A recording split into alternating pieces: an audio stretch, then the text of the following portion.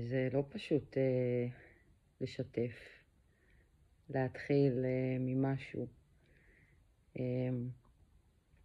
זה מה שאני חושבת, כאילו זה מה שקורה לי בכל אופן. עם כל זה שכתבתי ספר והוצאתי את כל הפנים שלי החוצה,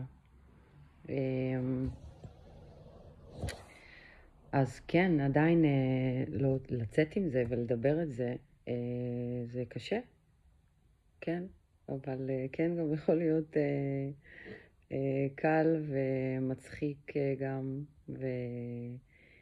וכיפי ונעים.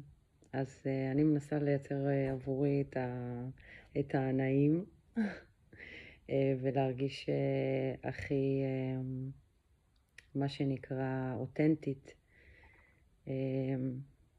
מה שאני. וזהו, ואם בא לכם לשמוע עוד, אז תעקבו אחריי.